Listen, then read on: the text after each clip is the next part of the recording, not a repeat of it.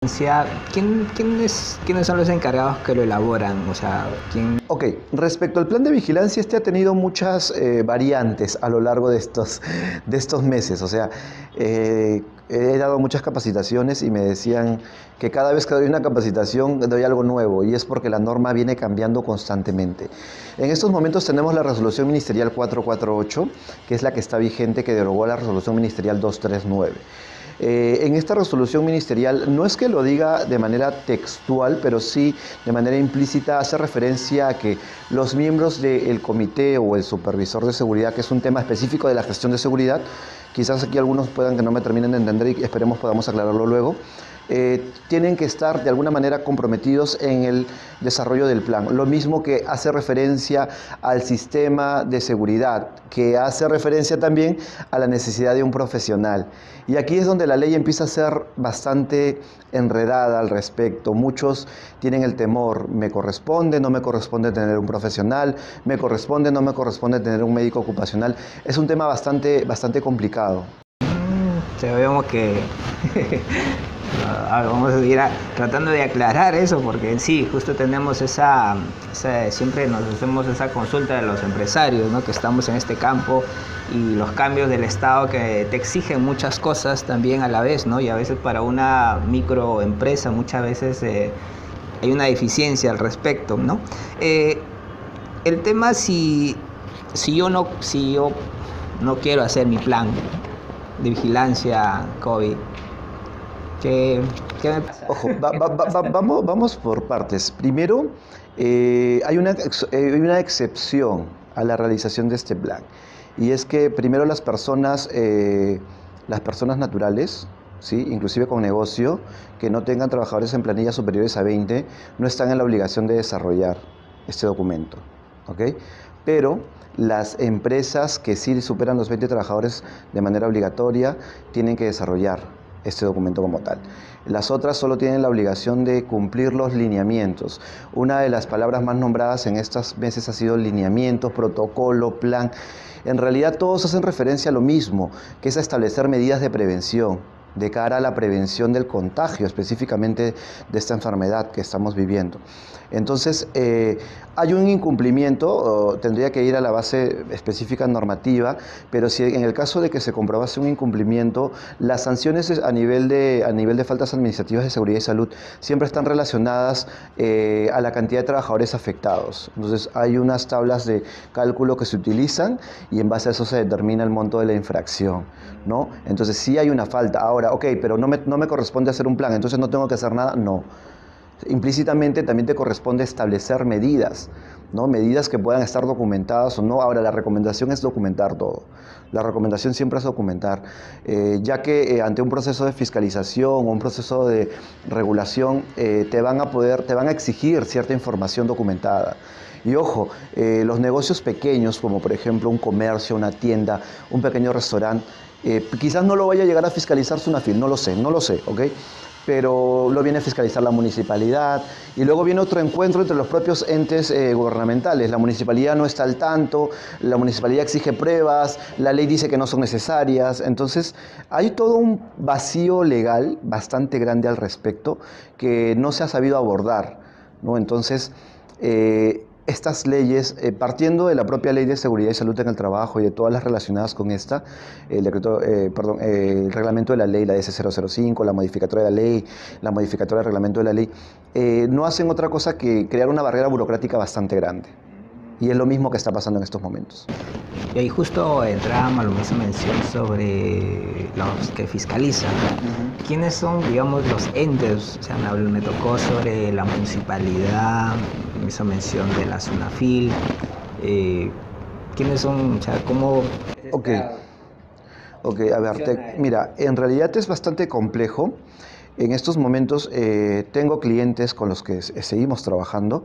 En realidad nos hemos encontrado fiscalizaciones por parte de la SUNAFIL, de la Superintendencia Nacional de Fiscalización Laboral, quienes se encargan de ver todo lo relacionado en materia de contratación, en materia sociolaboral con los trabajadores, y ahora también temas de seguridad. Inclusive, curiosamente, también hace poco a una empresa con la que le doy la consultoría nos llegó una notificación respecto a la implementación de la ley de antiacoso, ¿no? Entonces, cosas que estaban establecidas. Entonces, SUNAFIL se encarga un poco de fiscalizar todos estos elementos. Las municipalidades, por su lado, aduciendo que ellos tienen control de todo lo que ocurra en una jurisdicción, están estableciendo también mecanismos, ¿no?, para fiscalización y control. Sobre todo cuando son comercios, sobre todo cuando es atención al público, son las municipalidades las que también actúan, lo cual es válido y es legal, ¿ok? Porque digamos que ellos tienen que garantizar. A nivel de provincias están los gobiernos regionales, ¿no? Las direcciones regionales son las que se encargan de todo este proceso de fiscalización, ¿no? Entonces es todo un tema bastante complejo, como dije, que en realidad no se termina muchas veces de clarificar, pero la recomendación sigue siendo la misma, ¿no? Es orientarnos a buscar implementar las medidas de prevención para garantizar que nuestra activación laboral sea la más adecuada, la menos perjudicial, porque hay que tener algo en cuenta, Carlos, y es que por más que implementemos un plan, por más que tengamos el documento con todos los lineamientos, con toda la base que se conozca hasta estos momentos, con todas las medidas, la probabilidad de contagio no se elimina.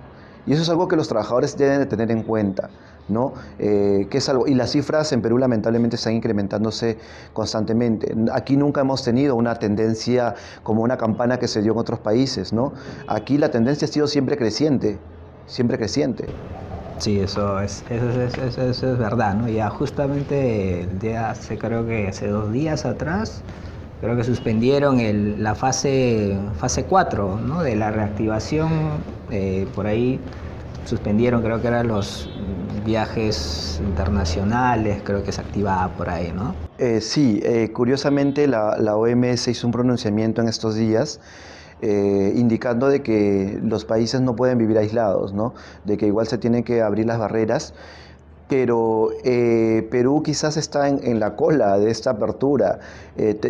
Bueno, a raíz de que he radicado en Europa, en España, tengo conocidos y me decían que definitivamente va a ser muy complicado que alguien quiera venir a Perú, salvo un connacional que quiera retornar o alguien que tenga un interés específico, porque a nivel turístico, a nivel de paseo, es muy complicado, porque se sabe que el foco de la pandemia en estos momentos es América Latina y Perú es uno de los países que está lamentablemente en cifras repuntando. Estamos ahí avanzando. Negativamente, sí. Pero bueno. Viendo el tema de lo que usted me decía sobre el tema de tener implementado un tema de calidad, ¿no?, y el de tener un sistema de gestión que es obligatorio, ¿no?, a tener un tema voluntario de tener un tema de calidad. Sí, Carlitos, como te decía, en realidad no quiere decir que no implementes un sistema de gestión de calidad. Yo me refería un poco al tema quizás de orientar una certificación o esto. La idea es que cuando tu negocio nace, debe nacer también con una necesidad identificada y tú tienes que estar muy claro en que la calidad de tu servicio o de tu producto debe ser muy alto. Eso es un elemento de cajón y de partida. Pero hay otros elementos normativos como estos que se tienen que cumplir. Y en realidad, como te dije, es ser quizás hasta socialmente responsable con los trabajadores, con la sociedad, con las mismas clientes, ¿no?, con los proveedores. Hemos visto cómo en este tiempo de pandemia que nos aislamos los humanos, la naturaleza prácticamente se recompuso. El litoral limeño volvió a tener vida, el cielo limeño se volvió a despejar. Y bastó que se reactivara económicamente, económico-laboralmente, porque una va detrás de la otra, van juntas, y empezamos nuevamente a la producción de plásticos, empezamos a generar más desechos. Entonces, es algo que también nos debe llamar poderosamente la atención y creo que cada vez que... Yo apunto mucho a un cambio de mentalidad, a nivel de nuestra sociedad. Yo volví al Perú convencido de que aquí se podían hacer grandes cosas. Hasta el momento creo que todavía se pueden hacer grandes cosas. Esto que nos está tocando vivir está desnudando muchas falencias y también está sacando cosas buenas y malas, ¿no? Entonces, tratemos de corregir las malas y aprovechemos las buenas. Eso es lo importante. Así es.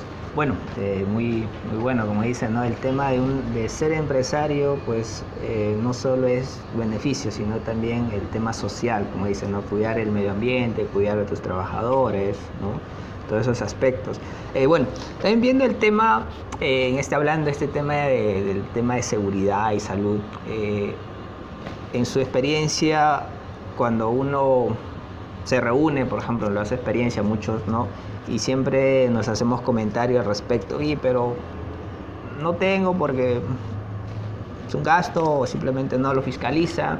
Entonces, ¿qué cree el problema capaz con, me imagino que usted ha tenido o se ha presentado a ciertos clientes que capaz le han dicho, pues no, o muy caro, o simplemente no lo quieren hacer? ¿O por qué cree que usted crea ese? Más que nada lo vemos casi en la parte de los microempresarios, porque muchas veces que a nosotros le preguntamos al respecto y realmente no desconoce de este tema, ¿no? O algunas empresas que sí, que trabajan con empresas grandes que sí le exigen por un tema de la homologación, creo que sí, ¿no? Y lo hacen como de una otra manera, como una obligación, pero de ahí no lo ejecutan nada. Entonces, ¿usted qué cree? ¿Cuál cree que sea ese problema, o por qué cree que las empresas o las microempresas no tienen implementado esto? Como te decía, el tema burocrático, la barrera burocrática es muy grande.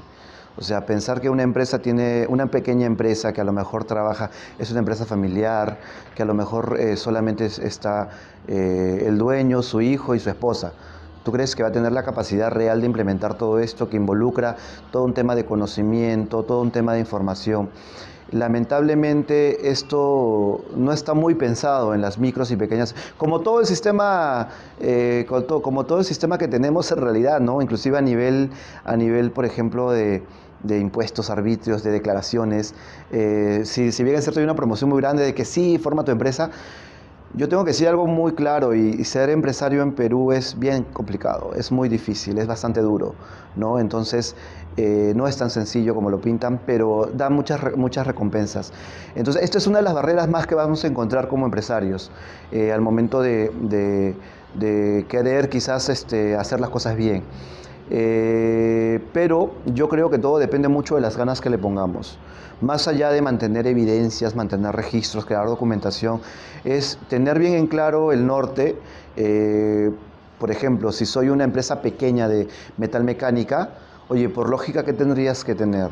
El tema de los equipos de protección, realizar quizás algún examen médico, empezar por estas cosas. O sea, yo no te voy a decir que en estos momentos se hagas un barrido general, porque es lo que va a ocurrir. Ya más o menos que usted nos comentaba sobre más o menos ciertos aspectos y responsabilidades, y también a veces el problema burocrático que a veces se tiene, y a veces al microempresario pues no lo quiere hacer por esos temas, ¿no? Y a veces, como usted dice, está diseñado algo como que para todas las grandes y a veces las pequeñas, pero como usted dice, cumplimiento de poco a poco. Entonces, el beneficio, digamos, ya dejando un poco el tema burocrático, implementemos, ¿cuál es ese beneficio, digamos, si Mira, con esto? sí, yo te comento algo que me está pasando en estos momentos. No solamente, ojo, no solamente es también la barrera burocrática de cara al empresario de no querer, sino que muchas veces cuando consigues que el empresario dé la partida para poder desarrollar un proyectito de implementación del sistema de gestión, comprar los EPPs, ya viene la otra barrera, que es la de los trabajadores, que no quiero usar el EPP, que me incomoda, que no quiero ir a la capacitación. Entonces es por ambos lados, creo yo un tema hasta de idiosincrasia a veces, ¿no? En donde el propio empresario luego te dice, oye, me pediste tanto que te dé, no sé, un presupuesto para esto, y al final no no quiere la gente ir a las capacitaciones, veo que no utilizan los EPPs que les he comprado. Entonces son varias cosas que se van relacionando, y en estos momentos yo te digo algo, en una empresa con la que trabajamos, una empresa del sector textil confecciones, una pequeña empresa familiar, logramos esto, que los trabajadores tuvieran los EPPs disponibles. No los usaban, ¿no? Empezamos, bueno, a emitir memos y tratar de alguna manera casi obligarlos a que los usen. Y con este tema de la pandemia, que se puso la obligatoriedad del uso de diversos elementos como son la mascarilla, ¿no? Muchos se sienten agradecidos que de alguna manera la empresa le dé las condiciones mínimas para poder trabajar. Muchos se sienten agradecidos de que si alguien por ahí reportó síntomas o dio positivo, que es lo que está pasando en estos momentos, es que los estemos llamando para monitorizar, para saber cómo están. Muchos agradecen que quizás la empresa no ha tenido la capacidad de pago, de poder darles el pago completo, pero por lo menos se les ha dado algo para poder subsistir, ¿no? Y en realidad, cuando tú conversas con muchos trabajadores, oye, yo no he podido, a mí me han despedido, a mí simplemente me han hecho firmar una carta y me han dicho que firme esto, porque esa es la realidad del mercado. A veces pareciera que los políticos o las personas de gobierno viven muy alejadas a la realidad de lo que ocurre en el campo, ¿no? O con las empresas o con los empresarios. Entonces, todo esto hace que de alguna manera u otra, si tú tienes todas estas medidas previamente implementadas, el trabajador se sienta respaldado, se sienta respaldado. Sí, eso sí es un tema, bueno, ¿no? Con la experiencia del ingeniero Luis Ayma, poco nos ha podido comentar de la problemática que hay actual, también nos ha contado su experiencia en el tema empresarial, ¿no? Entonces, creo que esto es muy importante para tomarlo en cuenta, ¿no? Hoy en día, tú como empresario que estás, pero también tú como trabajador, ¿no?